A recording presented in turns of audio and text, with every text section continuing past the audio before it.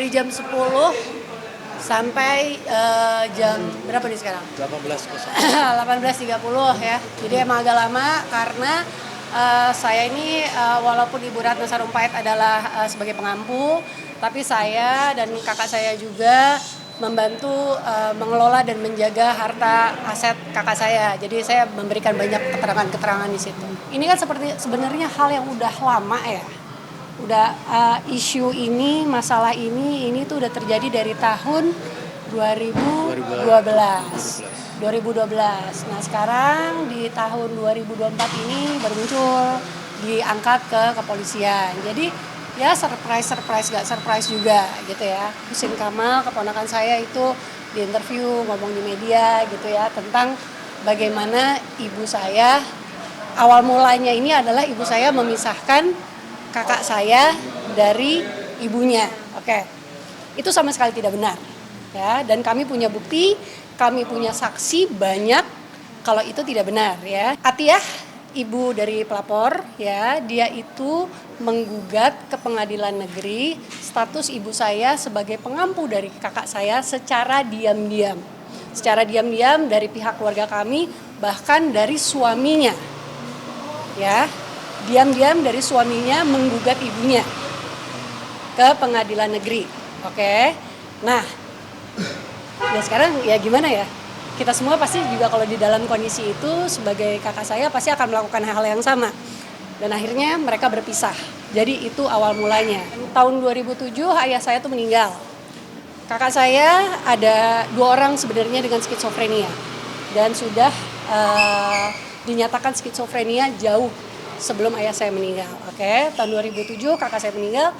2008 karena ada urusan waris, ada 3 keluarga. Bapak saya kebetulan menikah 3 kali, jadi ada apa ya namanya ya, negosiasi yang alot lah pada saat itu antar keluarga.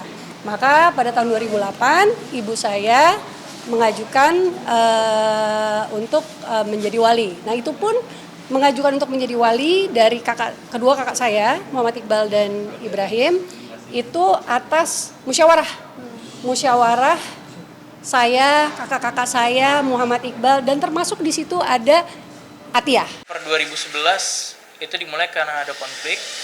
2012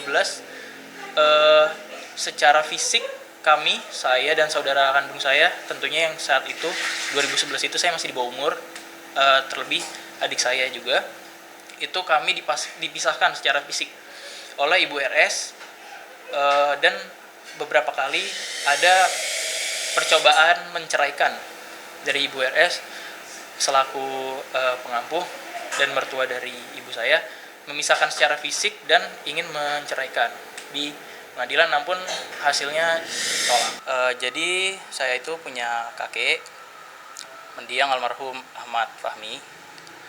Itu ayah daripada Atika Siolan dan ayah saya, istri dari mantan suami dari Ibu Ratna Sarumpait, itu meninggal pada tahun 2007, meninggalkan harta waris kepada ayah saya, kepada ayah saya dan saudara-saudaranya.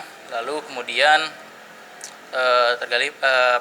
terjadilah keputusan di Pengadilan Agama Jakarta Selatan, lalu meninggalkan harta warisan. Pada tahun 2007 itu almarhum kakek saya itu meninggal. 2008 Ibu RS selaku nenek kandung saya itu mengajukan pengampuan atas ayah saya. Jadi ayah saya ini begitu kakek saya meninggal lalu meninggalkan waris kepada ayah saya, itu dikuasai oleh Ibu RS selaku pengampu, karena memang sudah disahkan. Ibu RS mengajukan kepada Pengadilan Negeri Jakarta Selatan, lalu disahkan bahwasanya Ibu RS selaku pengampu dari ayah saya, karena ayah saya dalam kondisi tidak cakap hukum, seperti itu. Ini berawal dari konflik pada tahun 2012. Jadi pada tahun 2012 kami sekeluarga kecil saya itu, ibu saya dengan ayah saya itu dipisahkan oleh Ibu RS. Jadi dari tahun 2012 itu ayah saya dipisahkan oleh Ibu RS kepada ibu saya. Jadi kami hanya tinggal berempat ya. Saya punya saudara kandung, kami 3 bersaudara.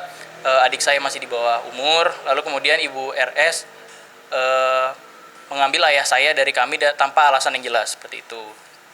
Lalu banyak upaya-upaya juga seperti Ibu RS ingin menceraikan ibu saya, namun ditolak oleh PAJS Pengadilan Agama Jakarta Timur, karena tidak bisa seorang mertua menceraikan menantu.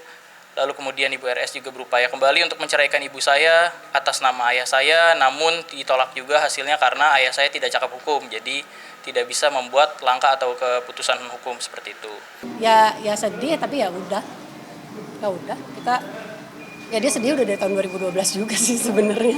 Ya udah, saya bilangnya ini kelanjutan dari tahun 2012 aja.